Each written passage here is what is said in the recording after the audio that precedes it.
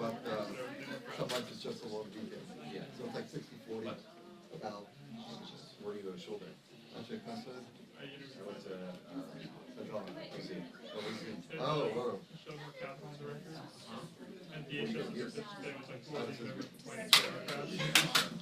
That's funny.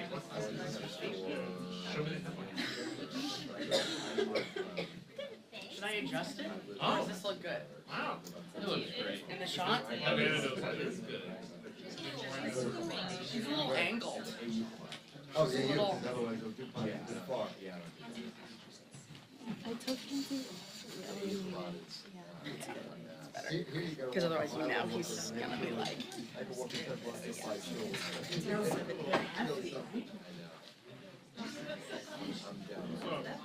You did promise me. I go to the tech. I mean, that's sort of like the world. I don't know the politics of the place. Politics. I don't know what this is. But then he said, well, I'll call on you first. But I honored your request. You didn't, I appreciate that. But he didn't, he interrupted.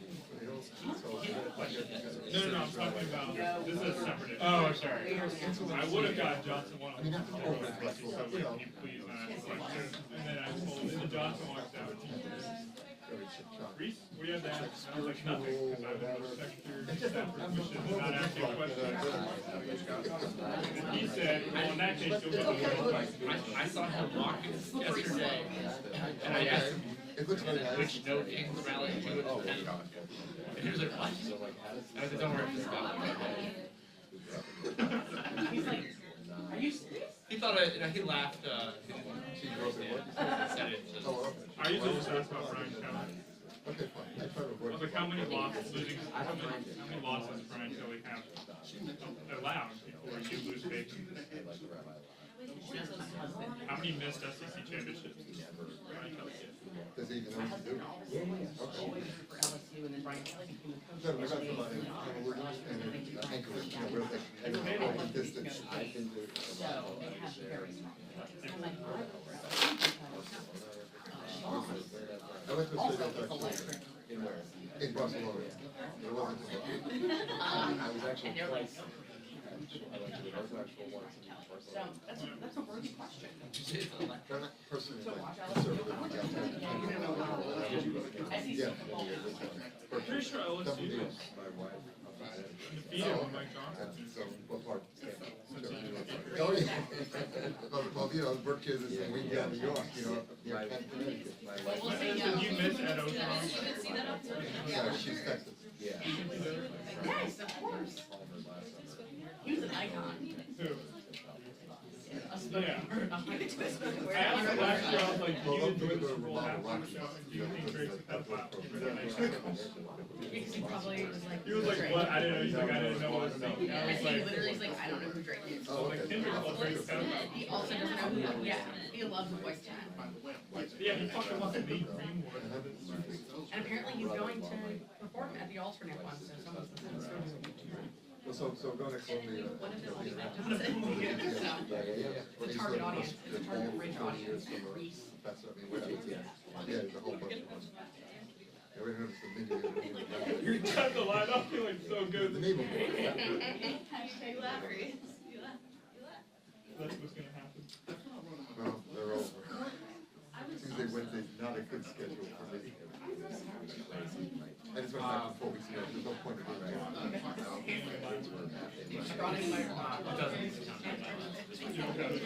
We're doing a favor for the team.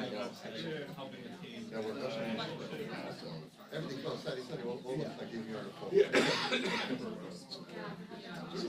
Oh, no, then it's worth coming back here. It's, that's hot Squidward. But this year, 4 weeks straight, it wasn't worth it. You seen that episode? Yeah. They smash his face. They keep smashing. He just gets more and more hands on. And they're all here, I mean, they get recess here, so you don't get a lot of guys. You guys are saying shit. No, that's a flash. You know, only thing I'm saying, in the scheme of things, they should be not lower. You don't physically be in this building. Yes, sir. Theoretically. Right. I can't remember time there's a session like as much as they could. Like 3-4 days a month, you know, one more weekend, so like the first 6 weeks, that's not for not. Well, that counts. It's very convenient, and there's red light, it's pretty good. Primary source, not a secondary source. Can we have principals? Sure, we get the reading. Sure, I've read since before this. Yeah. Get photo prints and then cover it.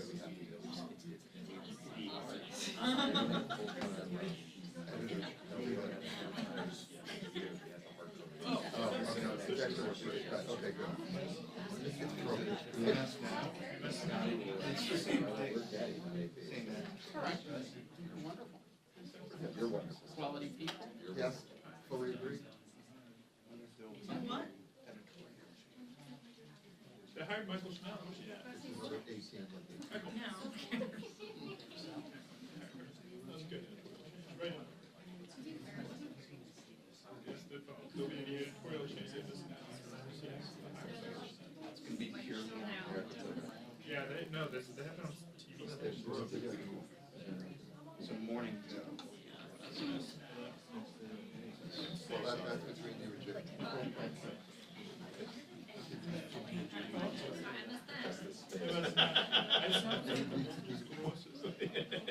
Like, we're gonna fix MS. Yeah, notably angry at lost terrorists, illegal aliens.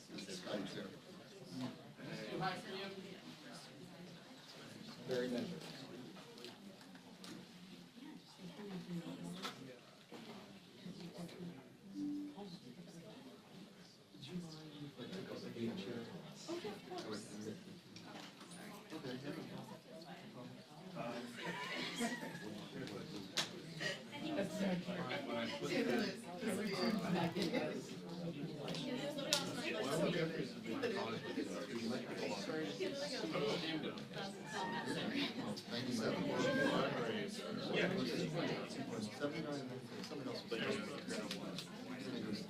Because I'm gonna run out with this. Yeah, never. People say it's like an older. It's gonna probably be afternoon, because she's. I thought this shit was going down in the I don't have anything on Tuesday.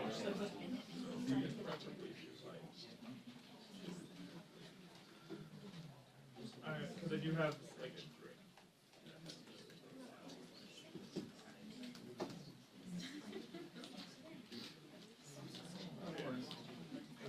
Yeah. I mean, we want our first one. I tried really hard. Investigated my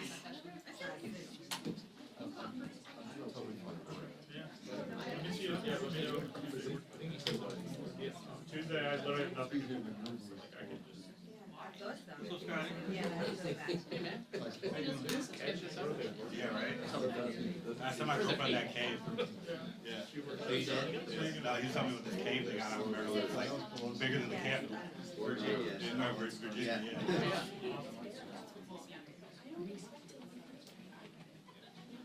I grew up in a cave.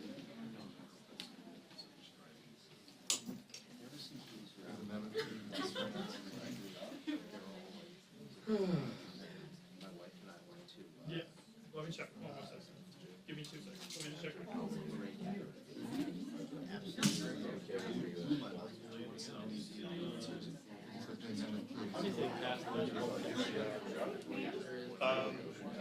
Yeah, as long as it's fine for everybody, it's there. Like, yeah, if you're like right there, then That should be. get him coming 5:30, so fine. Yeah, that's fine. I'm gonna probably zoom it anyway, crop it. Oh, yeah, that's good. Yeah.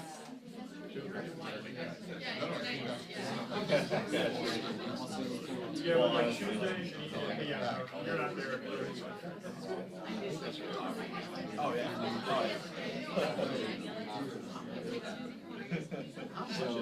Right as she's asking questions.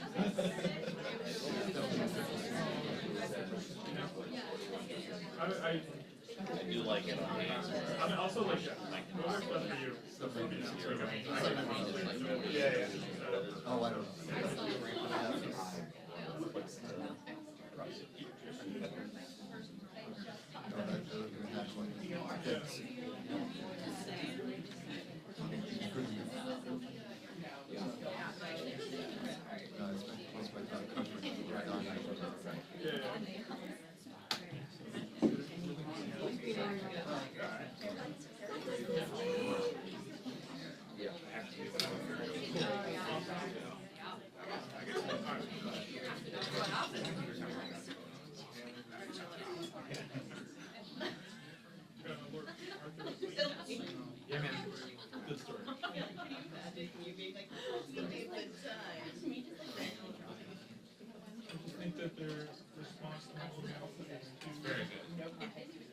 then I texted him and I was like, dude, I was like, dude, I just so you know, they're all public. And he was like, that's intentional to me. no, and then he was like, congressional staff.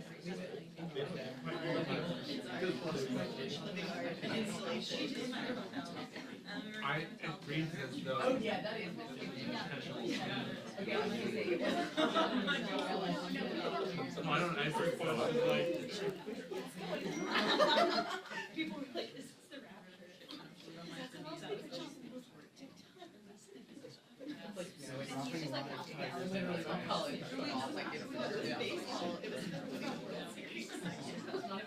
Crazy schedule. the craziest question that pretty much does that. The parade. They just asked me, yeah, they asked everyone what was their favorite parade, and he was like, why are we talking about losing the parade? It's a trap. And then they were like, is there any parade you wish New York had, doesn't have that they don't have? And Cuomo was like, I think we literally have every parade in the city. And Montgomery's like, why the hell are we talking about parades? And Sliwa was like, I love all parades. It was a joke.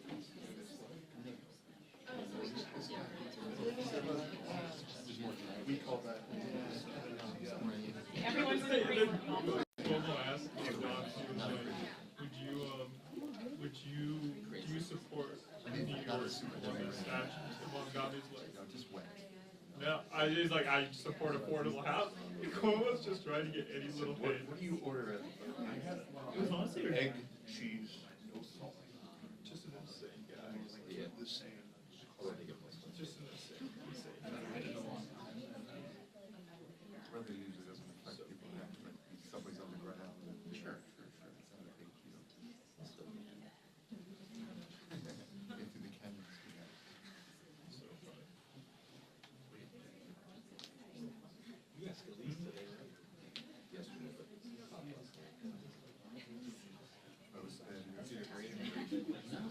On your story? It's funny, sometimes storms, hit you instead and go off and then.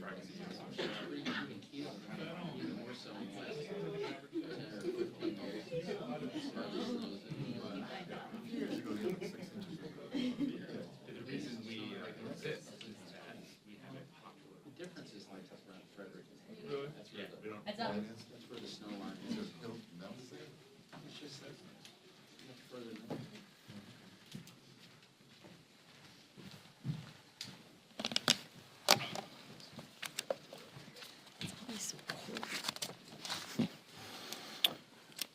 Well, good morning. Welcome to day 17 of the Democrat shutdown. I feel like on a day like this, at the end of another long week, I just feel like we ought to apologize. I hate that we have to do this. I don't want to be here any more than you do talking about this subject. It is so difficult to be a happy warrior when you know that so many millions of American people are suffering, being made to suffer unnecessarily because of the Democrats' political games. If you're keeping count at home, we're on day 17 of the shutdown. The Democrats have now voted for the 11th time to keep the government closed. 11 times now.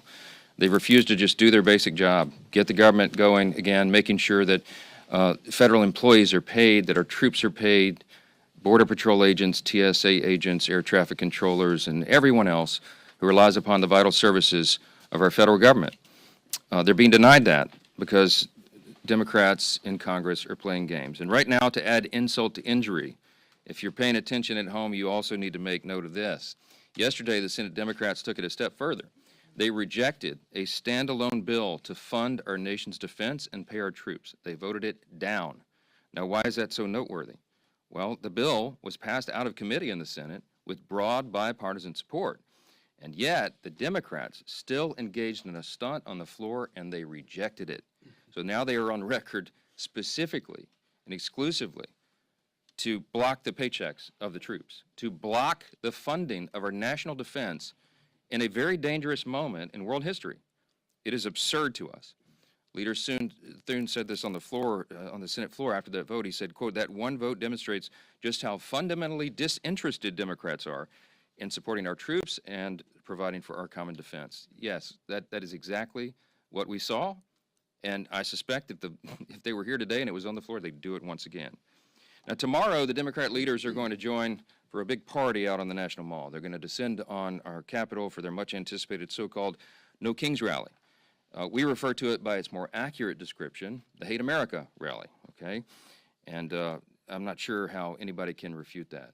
If you think about what's going to happen here tomorrow, you're going to bring together the Marxists, the socialists, the Antifa advocates, the anarchists, and the pro-Hamas wing of the far-left Democrat Party. That is the modern Democratic Party. That's where they've gone. And the Hate America rally is the common theme among all those groups. Listen to the language they use themselves. Many of them don't like living in America. They hate capitalism. They hate our free enterprise system. They hate our principles. They hate the ideas that we come in to work every day to fight for, to preserve, in the greatest nation in the history of the world. They hate the idea of individual freedom and limited government. They hate the idea of the rule of law. They fight against it all the time. They hate the idea of peace through strength. They lobby against it all the time. Individual freedom, limited government, the rule of law, peace through strength, fiscal responsibility, free markets, human dignity, the things that lead to human flourishing, the things that made us the greatest nation in the history of the world. They're opposed to law enforcement. They're opposed to military. And their votes show it over and over. That's the collection of voices that you'll hear tomorrow that the Democrats will go out and raise their hands with and cheer with. And some of these people are so blinded by their hatred of President Donald Trump that they can't find one reason to celebrate America or all that we've accomplished and continue to accomplish under this new administration. Now, obviously, every American has every right to exercise their First Amendment freedoms. I'm personally a big advocate of that. I spent the first 20 years of my legal career in the federal courts before I came to Congress defending the right to free speech. They have the right to do it. Republicans, by the way, are the party that fights to maximize your liberty. And we believe, just as our founders did, that every American has been endowed by God himself with unalienable rights, and that includes the rights to life and liberty and the pursuit of happiness. But tomorrow, this rally is not about freedom. It's about the opposite. For many of our Democrat colleagues, tomorrow is about creating really a spectacle. That's what they've been doing here every day of the shutdown with their little TikTok videos and their publicity stunts, and they're going to do it in a much larger venue tomorrow. And as the shutdown drags on, it's becoming increasingly clear that this spectacle is the reason the Democrats have refused to reopen the government. Just read a sample of the materials that this organizing group has circulated far and wide about the event tomorrow. They distributed talking points cheering on the shutdown. I mean, they're urging this on. They love this. They're cheering on Chuck Schumer's decision to close the government, and their lead organizer said this is his words, not mine, quote, "He hasn't surrendered yet. I call that progress." Maybe that's what led Chuck Schumer to say that every day of the shutdown gets better for us. That's what he said. Since then, Democrats have had their 7th, 8th, 9th, 10th, 11th opportunities to reopen the government, and they have obeyed the mob. They have listened to that. On Wednesday, this is pretty ominous. I don't know if anybody's reported on this, but you should. The lead organizer of tomorrow's event issued an open threat to Democrats in Washington, and this is what he said, quote, "The cavalry is coming in on October 18th, and they're either going to be celebrating you or they're going to be calling for new leadership in the Democrat Party." Now, I know who heard that. Chuck Schumer heard it. Hakeem Jeffries heard it. And their actions and their votes show that they are taking that as an order.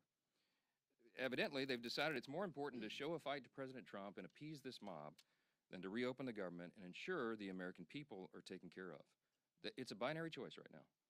And to the surprise of literally no one, Chuck Schumer confirmed yesterday that he'll attend tomorrow's rally. Of course he will. He gave an impassioned speech on the Senate floor. He urged his colleagues to stand with him and fight against President Trump. The fight is absurd. Senator, you've been in office for 44 years.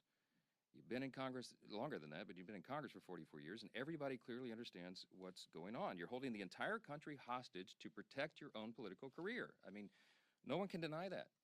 And what you're doing is absurd. You're demanding $1.5 trillion new spending instead of the clean, totally nonpartisan CR that you yourself voted for just 7 months ago. The whole charade is obvious. And I also want to point out the irony that is equally clear, okay? As much as we disagree with Schumer and the Senate Democrats and all of that's going to happen tomorrow, no one, not a single person is going to be standing in their way of their right to exercise, assemble, and protest peacefully. That alone is a profound testament to the strength of our republic, to the beauty of America. They are decrying the country that allows them to engage in this activity. And the last time I checked, Americans have more freedom right now to express themselves and speak their minds after Republicans took over and ended the years of having millions of Americans' voices systematically silenced during the COVID pandemic years and the left's cancel culture. It is the Republicans that restored your right to share and speak your mind. And that's the first and most obvious irony of the Hate America rally. The second and even more absurd fact is that all the Democrats who are so angry that they don't control the government are the same people who have decided to shut it down and hand the keys to President Trump. That's the great irony. Chuck Schumer said it himself. I brought just two lines out of his New York Times op-ed that he wrote and published March 18th of this year. And he pointed out there, in a shutdown, this is his words, the Trump administration would have wide-ranging authority. He said there's no check on their determinations on what is essential and what is not. Chuck Schumer put it in writing and published it. He knew this scenario, and he is the one that has decided to hand the keys to the kingdom to President Trump. When you shut down the legislative branch, the chief executive has the authority to make the decisions in the executive branch. He has no choice. They have turned off the funding streams, and they have to triage the situation with federal spending. Everybody on the mall this weekend should recognize and remember who's responsible for taking the reins of Congress and handing them to President Trump. It's Chuck Schumer. He's the one that's done it, and he can make it stop tomorrow if he had the courage to tell you the truth. But he's incapable of telling the truth right now, and he's doing something that's unprecedented. Never in the history of Congress has a party shut down the government over a clean CR. This is an unprecedented event, and it's inexcusable. And it's Chuck Schumer who's making the decision to keep the government closed. And until the mob and Bernie and AOC and the rest of the socialists give him permission to reopen the government, we're afraid that Americans are going to continue to suffer at the hands of Democrats' political games. I doubt Americans will hear that on the protest stage tomorrow, but that is the truth. And it's why Republicans are here and will continue to be here every single day, sharing the facts with the American people for as long as it takes. In just a moment, you're going to get to hear from our dear friend and colleague, the chairman of our Armed Services Committee, Chairman Mike Rogers of Alabama. As I mentioned at the top of the remarks, Democrats have voted 11 times now to block the paychecks for our troops. And we have a duty to support those men and women who defend our country and all the rest of us. And the Democrats are failing our brave heroes. Chairman Rogers is here to tell you more about that and the other grave implications for our national defense and our military readiness. I'm happy to introduce him to you right now. Chairman Rogers. Thank you, Mr. Speaker. I appreciate that. I appreciate all of y'all being here and focusing on what this means for us. We are very fortunate that President Trump found a way to pay our troops this Wednesday on their payday. For those of you who aren't aware, this country has never, for the last 148 years, because of congressional inaction, failed to pay the troops on time. 1877 was the last time. That would have happened this Wednesday, but for what President Trump did. I do want you to know that that option is not going to be available in 2 weeks for their next paycheck. We had 2 million service members that were able to get paid this week because of President Trump's creativity. And these are families that are serving around the world, many of them in very unfavorable conditions, making huge sacrifices for our freedom and safety. And most of them live paycheck to paycheck. Most of them have less than $3,000 in savings, and 1 in 5 of them only have one source of income. So this is very real for these folks. Now, the 500,000 civilian federal employees, they're going to miss their first paycheck next week, and then the rest of them the week thereafter. This is going to get really painful for a lot of civilian employees. Obviously, I think about the DOD civilian employees, but throughout the federal workforce, people will start missing their first paycheck next week and the week after, and it is solely at the feet of Chuck Schumer and the Democrats in the Senate. This body has passed a funding bill that just continued the Biden budget for a few weeks while we negotiated, and it's the Democrats who have decided to shut this government down. Another consequence that we're dealing with, we were just informed last night by the National Nuclear Security Administration, the group that handles and manages our nuclear stockpile, that the carryover funding they've been using is about to run out. They will have to lay off 80% of their employees. These are not employees that you want to go home. They're managing and handling a very important strategic asset for us. They need to be at work and being paid. Other things that some of our civilian and active duty, well, the active duty employees are having to suffer is they don't get to do routine medical and dental care when they're in a shutdown. They don't have tuition assistance when they're in a shutdown. If you're got a permanent duty change of station that's occurred during the shutdown, you're just stuck. Your apartment may already be closed. You may be your furniture on a truck going somewhere, and you're just stuck in limbo. All these things are real life problems for people that are being imposed on them by the Democrats. Russia, China, Iran, North Korea, their governments are not shut down. These are the members of the axis of evil that we're having to deal with, and we need our Defense Department operating on all cylinders. Y'all know we've recently passed the reconciliation bill. We're in the middle of contract negotiations for nuclear submarines, for destroyers, for aircraft carriers. All that had to stop because of this. We have personnel that are supposed to be analyzing our intelligence gathering.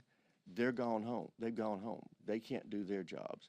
This has very real national security implications that Chuck Schumer has imposed on this country, and it needs to end.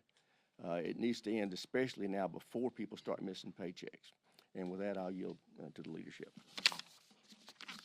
Thank you, Chairman Rogers. Well, Chairman Rogers just laid out some of the dire consequences that are happening today because Chuck Schumer decided to shut down the government. And a lot of people ask, what's the off-ramp? And especially they ask, what changed in Chuck Schumer from just a few months ago, back in March when Chuck Schumer voted for these very same funding levels? Chuck Schumer himself voted for these funding levels in March, and today he's shutting the entire government down, jeopardizing America's national security over those same levels. And so what changed? And I think you don't need to look any further than what you saw on the stage in New York last night. A debate between the leading candidates for mayor of New York to see how far Chuck Schumer's party has moved to the socialist left.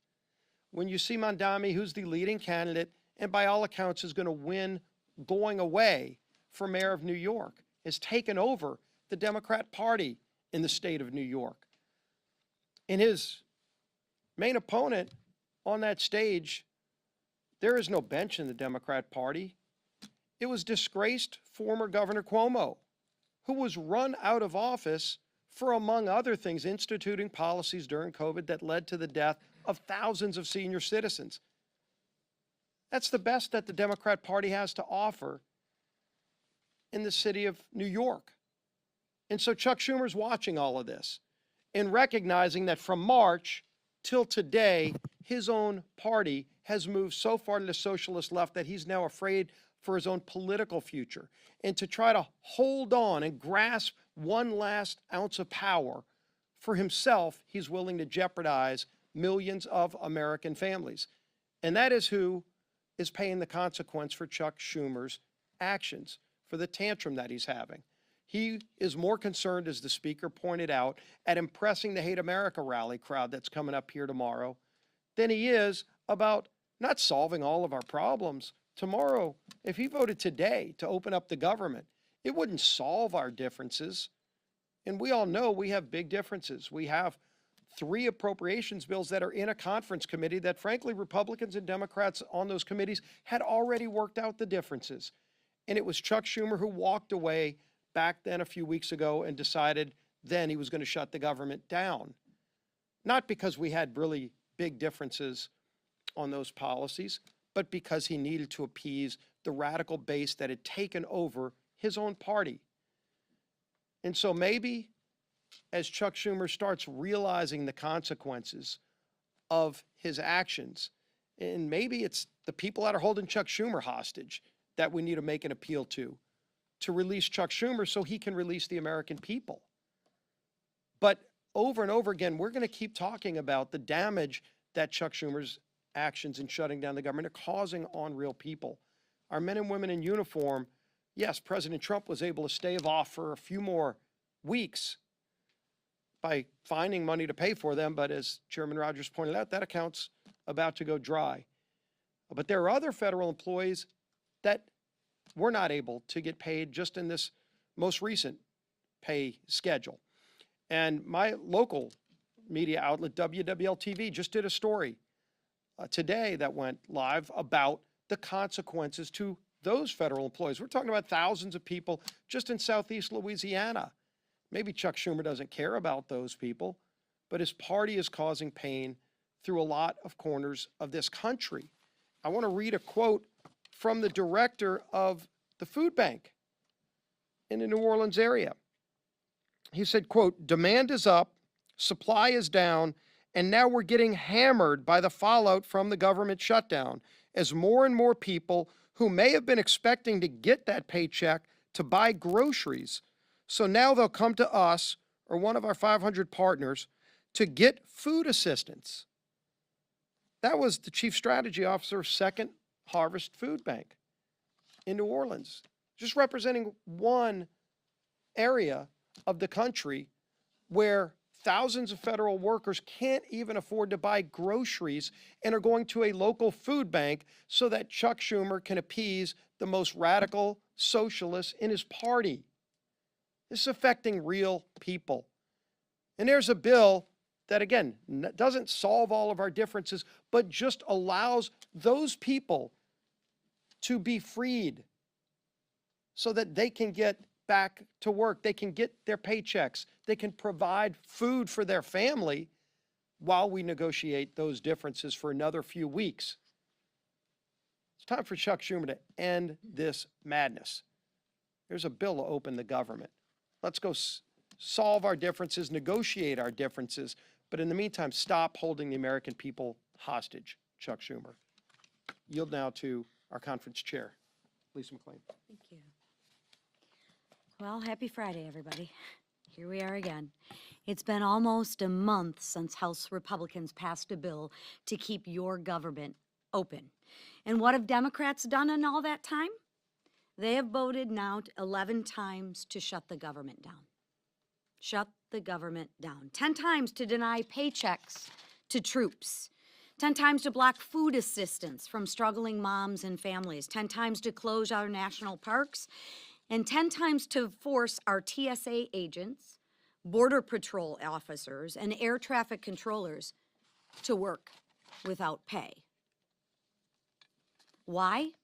Ask yourself why. Because Democrats are holding the American people hostage, using you as leverage to demand more wasteful spending. That's what they want, to the tune of $1.5 trillion of that.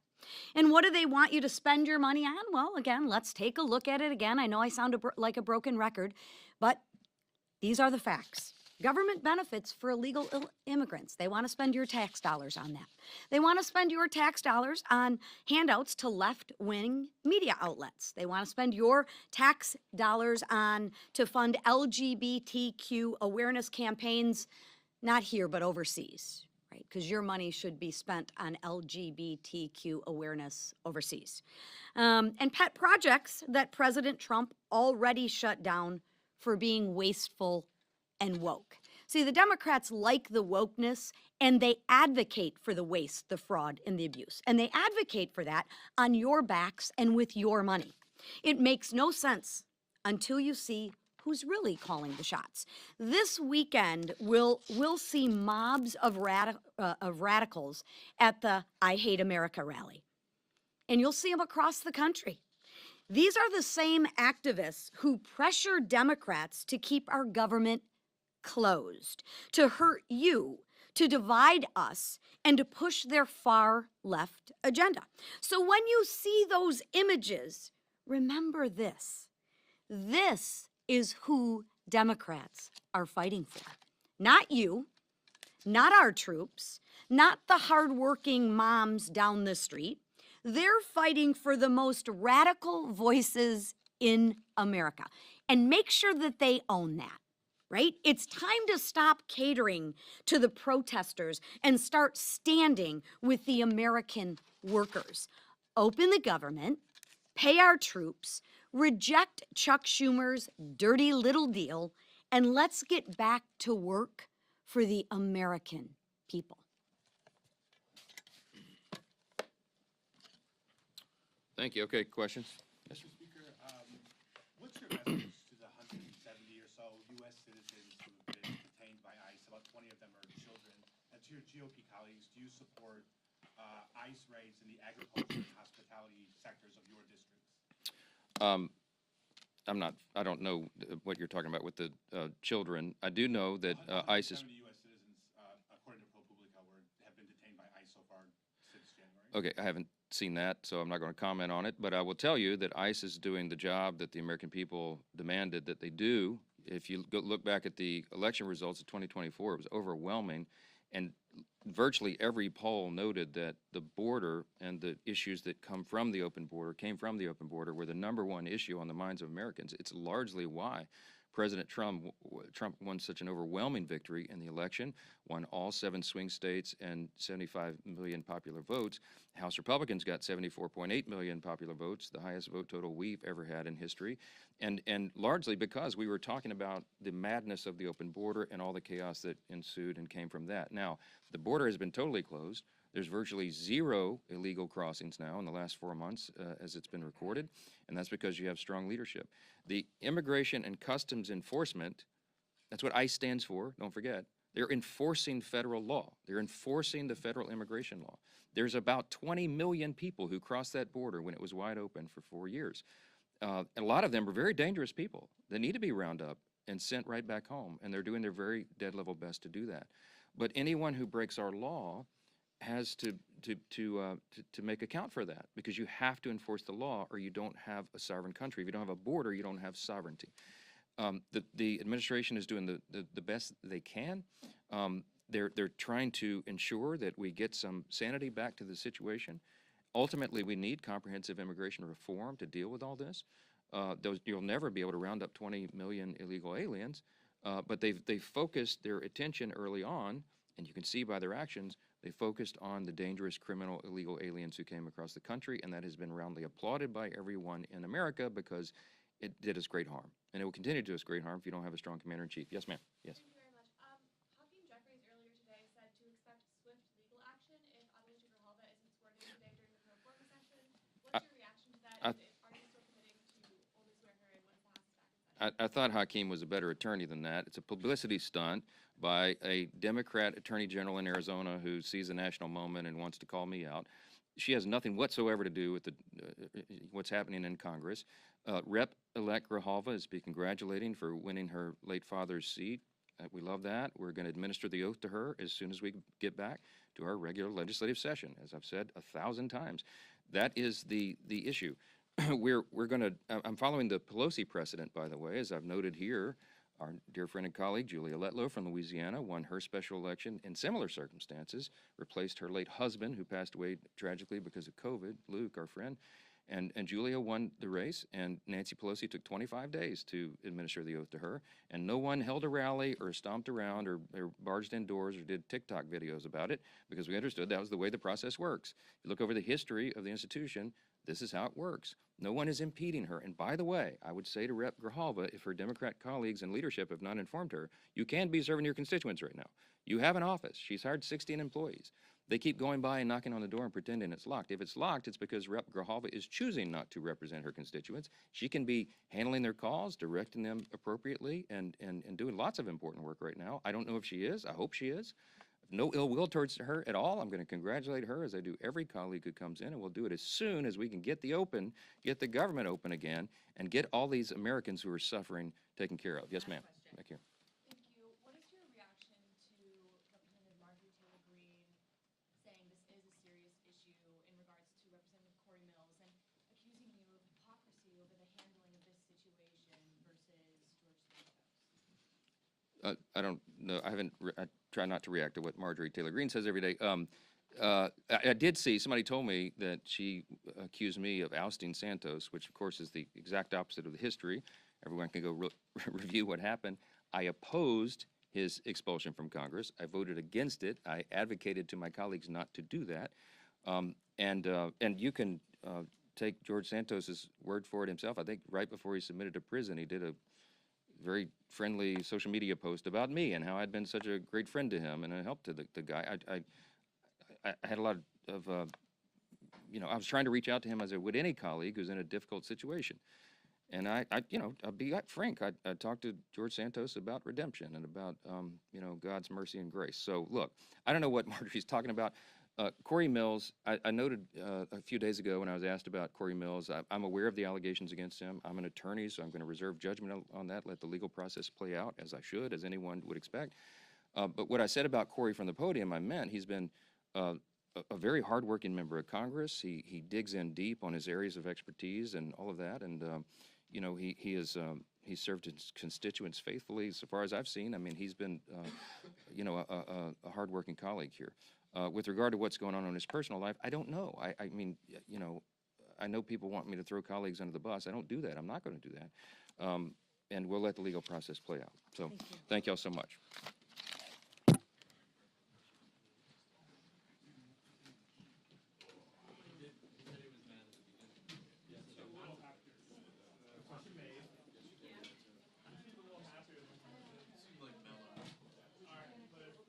I did.